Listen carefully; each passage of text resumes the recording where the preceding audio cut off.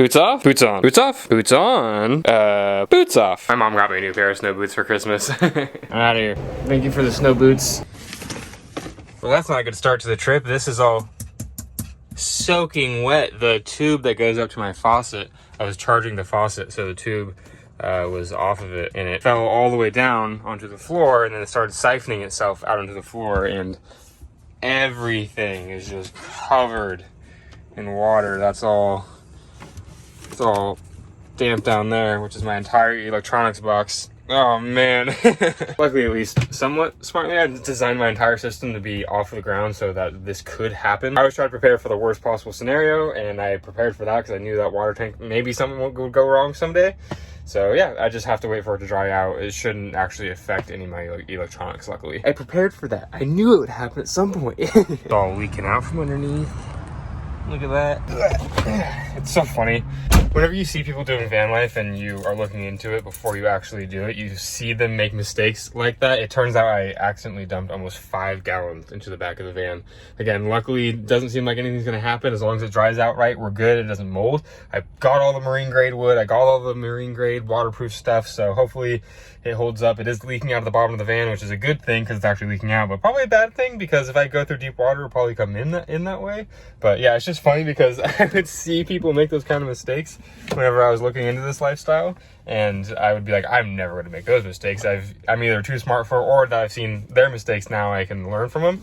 Nope, apparently not. It's also bad because I already explained I was charging my faucet and then the hose fell down and siphoned all the water out, and I had just filled the water tank up. So as I was filling the water tank up, I was charging my faucet, so it was literally top to the brim full of water, and now it's almost empty again. That is always exciting. Anyways, we are going to Tahoe, baby, hitting some snow, some cold weather.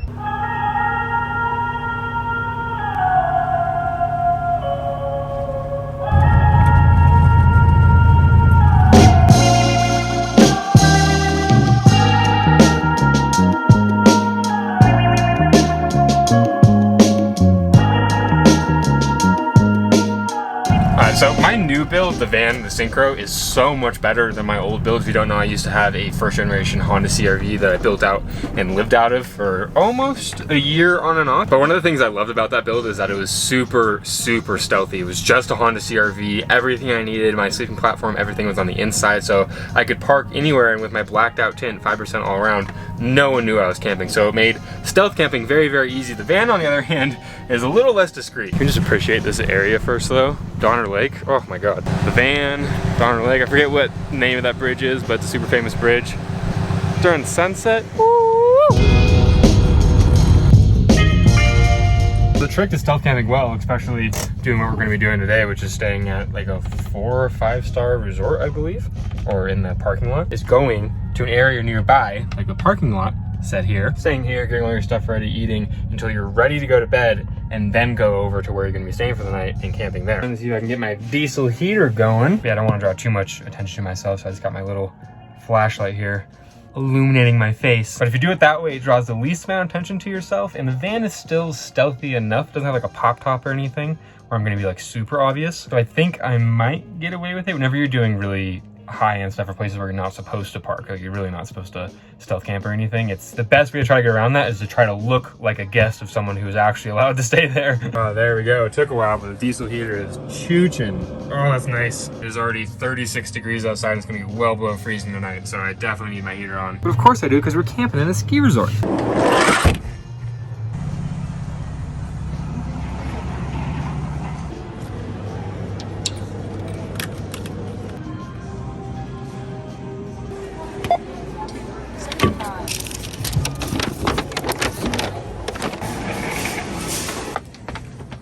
For dinner tonight, we got some sushi, strawberries, pickle, and a seltzer water. Dinner of champions, if you ask me.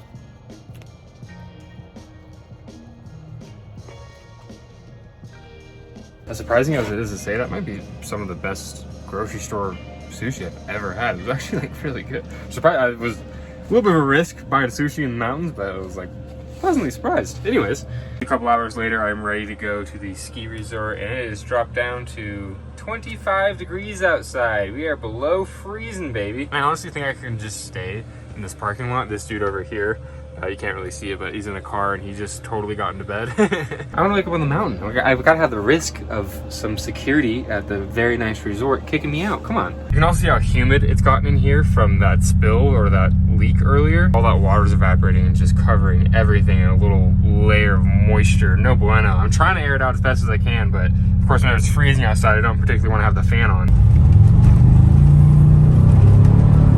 A little drifteroonski. All right, we're pulling up to the resort right now. I always kind of wanted to see this place at night. I'm not sure if you're allowed to walk around in the nighttime here, but we're gonna see.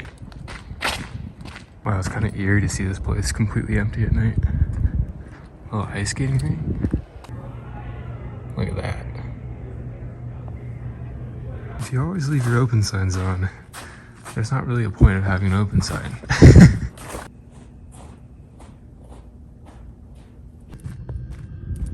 Back in the warm van. Enough messing around. It's time to go find camp for the night.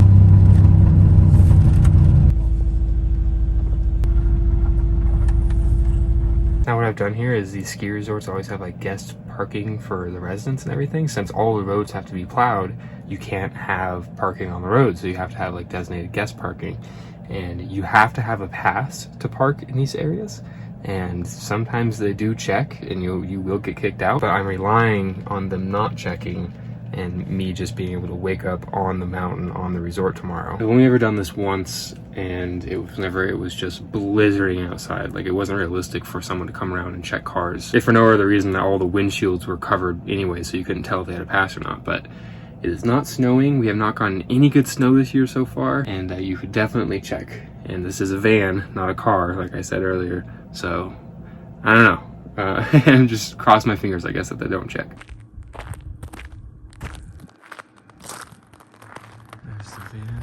People who can afford these kind of places are definitely people who would call the security and be like, hey, there's someone in the guest spot that is not supposed to be. There's a van there, you know. But another reason I like coming in at night is that you can see all the lights and if they're on or not. And early in the season, no good snow. Most of these houses are just empty. I think I saw like 5 out of probably a couple hundred houses on the way up here that were actually had the lights on. So we'll see, we'll see. As you guys saw, I did bring my snowboard. I haven't snowboarded at all this season. I don't even have an actual pass, but I would like to get at least one day in. And this video is a good excuse to do so. So waking up on the mountain and just immediately being able to hop on the board and onto the resort is so cool without having to buy a $1 million house or condo up here, or a $14 million one. Do you guys see that house earlier? It was crazy. I am also realizing that my diesel heater back there is kind of loud. Of course, the sound in here doesn't really matter, but it is, you can hear it from the outside. So if someone did come up to the van, it'd be kind of obvious. But anyways, I'm getting ready for bed. I'll keep you guys updated on if anything interesting happens. Good night.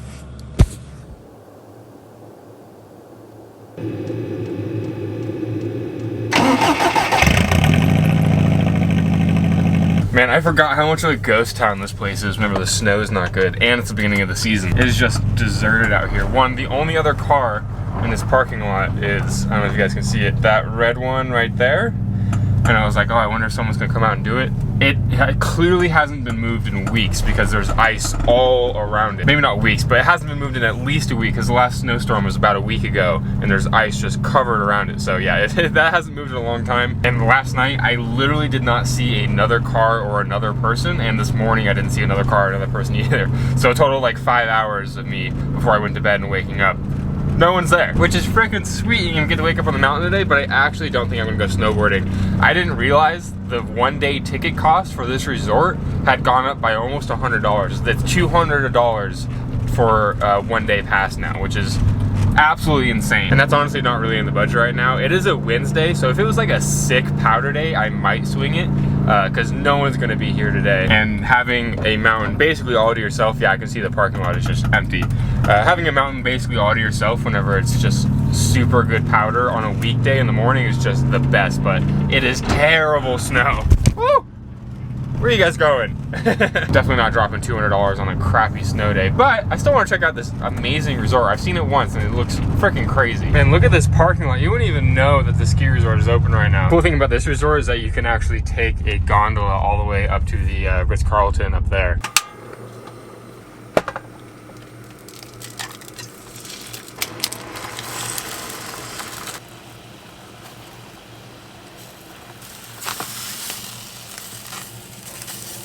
Quick little breakfast to start off the day. Not too bad. A little bit of salt on there, a little bit of pepper. I'm gonna finish this up and go see if we can sneak into the hotel. All right, put on some nicer clothes so I don't stand out as much.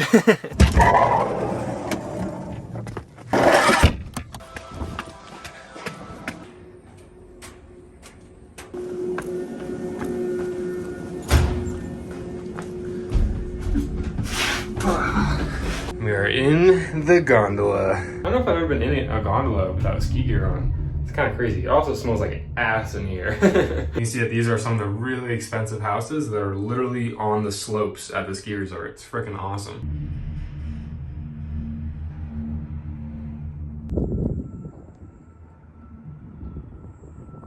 All right, there's the Ritz.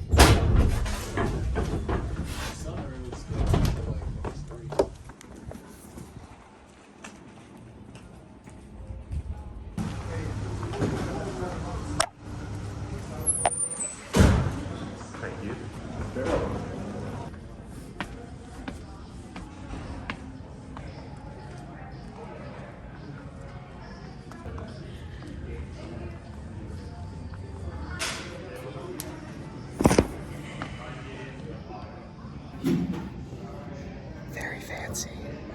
How are you doing today? Good, how you doing? Good, thank you. Just to let you know, we may have another fire alarm start to chirp. I heard that earlier, yeah. Okay, perfect. That's all right. That was no actual fire. No, not so fire. Worried for a sec.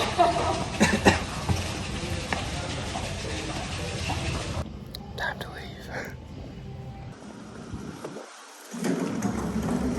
I got my heart going a little bit. I know there's no actual danger, but of course it'd be super embarrassing. I was like, yeah, I'm just seeing if I can sneak in here. I for sure thought that lady was coming to tell me like, hey, what the hell are you doing here? I'm very glad I put on some nicer clothes though. If I was wearing my like sweatpants and jacket, I think it would have been a little bit more obvious. Yeah, that snow does not look fun. It's just groomers. Back to the van.